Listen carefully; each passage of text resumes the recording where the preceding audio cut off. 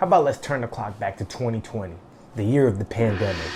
Tony Ferguson is currently on a 12-fight win streak, looking unbeatable. And at this same time, Salt Papi's just some fat kid putting salt on food, going viral on some TikTok videos. I was a huge fan of Tony Ferguson, man. I really like watching him fight, but we're talking about the UFC, not talking about boxing. Even when he was on that 12-fight winning streak, a lot of those wins came by armbar, submission, rear naked choke, in fights that he was getting beat up while he was on his feet. Tony Ferguson is in no way, shape, or form a boxer. After the 12-fight winning streak, he went on a 7-fight losing streak, ending his UFC career by losing to Paddy Pimblett in a fight where actually, that was probably his best fight of all the 7 losses. In the year 2022, this fat kid named Salt Papi decided he wanted to start boxing. So in 2022, he does his first fight on a Misfits card. And to the surprise of many, he wins by knockout. It seemed like Salt Papi discovered a talent. Granted, boxing in the Philippines is a very big deal ever since the name Manny Pacquiao came up. And even before then, there's been a lot of great Filipino boxers. So Salt Papi went on a little run beating up a bunch of other YouTubers that can't fight for shit. Then found himself fighting Slim Albert, and he got knocked out. Came back, fought Kenny Kins, knocked him the fuck out. Lost a bunch of weight, and now looks like a whole different person. And now, Tony Ferguson is a middle-aged man doing his pro debut in boxing. This is really sad to see, man. Even though I'm a huge fan of Salt Papi, and as you guys all know, there will be no Salt Papi slander on the show. That's for damn sure. But that being said, this whole Jake Paul run where you take fighters that are way past their primes and you kind of pull them out of retirement and make them look bad so that you can build your name, I really don't like it, man. I really don't like it. I really don't like that these YouTubers are just, they have so much money that they're able to pull these guys who are now honestly considered bums out of retirement to bring them into a sport that they didn't even participate in. It's not even like Tony Ferguson. Let's talk about Tony Ferguson. Even when he was on that incredible 12-fight win streak and he was in his prime, he still wasn't Conor McGregor. He still wasn't like Cody Garbrandt. He still wasn't like Izzy Adesanya, Alex Pereira, Ilia Topuria. He wasn't really a great striker like that. It wasn't like you went in there and was like, oh man, this guy's got great polished boxing skills. You never thought of Tony Ferguson as this amazing boxer. He was a great mixed martial artist. You know, he had great wrestling, he had good kicks. He did have a good little punch on him, but he was not some guy that liked to stand there and bang with the hands, not at all. He was the type of guy that get hurt and he'll roll on the floor, pick your leg and do an ankle pick and get you in some crazy little weird fucking lock that you didn't even see coming. That was his game, that was his game. He was a great wrestler, he was good at body slamming people, he was just strong. And yeah, he could clip you, but that wasn't the name of his game. Even though Salt Papi is really a YouTuber and I wouldn't really consider him a professional boxer, at the end of the day, if you look at the trajectory of his amateur career or Misfits career or boxing career or whatever you want to call it, because they are fighting without headgear, they are fighting with 8-ounce, 10-ounce gloves. So there is professional boxing rules. But at this point, he's a lot more experienced in the boxing ring than Tony Ferguson. Tony Ferguson is getting pulled out of retirement. I can't imagine that David Goggins is going to help him this time. And even if David Goggins does help him, it doesn't really help. Because David Goggins can't fucking put your hands up for you.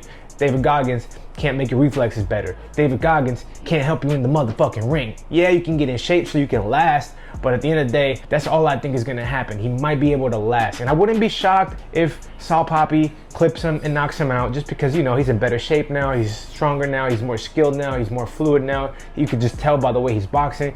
You know, he's got a lot more IQ, he's got good training, he's been consistent, he's been boxing.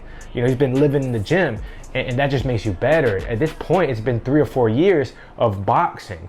Tony Ferguson's been 3 or 4 years of pretty much a retired fighter, and that's just not good. I don't think his punch resistance is gonna be the same, especially after that Justin Gaethje fight. He was never really the same anyways. I just don't see how this is a good idea. I don't see how any commission approved this. I guess, you know, the YouTube money is deep, because honestly, that's the only explanation I can come up with, that they just paid money under the table to approve this fight so that the commission allowed it to happen. I think this is gonna be a mismatch, and I think it's kind of depressing. It's depressing that somebody with such an incredible career, such an incredible run, so many accolades, interim lightweight champion, just so many things that he was able to accomplish in his prime get diminished, and they're gonna be diminished by this Salt Papi beating that he's probably about to take. Now, I would love to see him do good in this fight. He's tough, he's strong, whatever. But at the end of the day, UFC is not boxing, boxing is not UFC. These are two totally different sports. And not only that, the dude is in his 40s, just point blank period. He's in his 40s. Even if he was a boxer coming out of retirement, in his 40s, he'd still be at a disadvantage fighting a younger, fresher, hungrier guy. You know, I love me some Salt Papi, and you know, I really like his style. I really think he's come a long way. I love the way he knows how to change levels. I love that he's got natural gifted punching power. I love a lot of things about Salt Papi. He's really good, he's really gifted, he's really talented, especially for somebody who didn't grow up boxing. He just picked it up really, really quick. You can see he watched a lot of Manny Pacquiao. You could tell he's watched a lot of boxing probably growing up, but Tony Ferguson is just way past his prime. At the end of the day, it's not that I'm saying that Salt Papi's a better fighter, but this isn't fighting, this is boxing, right? Fighting is when you fucking fall on the ground and start doing all kinds of shit, and then anything goes, right? You can grab a bottle and break them over somebody's head. Like, this isn't fighting, this is boxing. This is like the sweet science. And when you've been perfecting the sweet science for the last 5-6 years, you're at an advantage over somebody who's had to do a bunch of mixed martial arts his whole life and been retired and decided to come back to do a boxing fight for one camp. He's not gonna be at the advantage. His hands aren't gonna be there. He's gonna be slow. He's gonna take punches.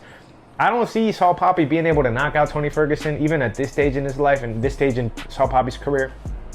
I just think Salt Papi's been knocking out YouTubers, but at the end of the day, this is actually a fighter, so I don't think he's gonna get knocked out, and especially the fact that this guy's taking punches with 4-ounce gloves and he's been able to have decent resistance with 4-ounce gloves. I don't think 8-ounce or 10-ounce gloves is gonna be able to take him out, but I don't know, man. Like, look at what happened to Tyron Woodley. It's sad to see this happen to that level of a fighter, but I don't think Salt Papi is Jake Paul. I don't think Salt Papi is gonna do him in the way Jake Paul was able to do Tyron Woodley in. You know, once you hit them 40s, especially, like, you're a middle-aged man at this point, basically, like, stay in your lane. Like, you shouldn't come back to the basketball court, you shouldn't come back to the football field, you shouldn't come back to track and field, you shouldn't come back to fucking doing anything that has to do with boxing at all. I don't think the brain is made to take punches like that, especially at the age of 40. And I honestly would not want to see Tony Ferguson turn into another BJ Penn, which honestly, I feel like he's already taken enough damage to the point that he probably will end up like BJ Penn, because he does say some kind of weirdo shit. But I don't know, man, this is really sad. I don't really like this fight. I think a lot of people are gonna tune in to watch, especially Salt Papi fans. I mean, I'm proud of Salt Papi for having come such a long way that now he's actually gonna fight somebody who is respected in the combat sports realm. But at the end of the day, this isn't Tony Ferguson at 35 years old off of a 12-fight run. This is Tony Ferguson at 42, 43 or whatever, just off of like 8-fight losing streak or something like that. Like, it's just been really bad for Tony Ferguson ever since Justin Gaethje in general, and I don't see how this got approved by any commission. I don't know what the fuck is going on here, but yeah, YouTubers are taking over boxing, and it just seems like this sport is going in a whole different direction. But let me know what you guys think in the comments down below. Hit me with a like, subscribe, comment, show me some love, baby. Like, I don't even know what the fuck to say about this fight, but hey, it's happening.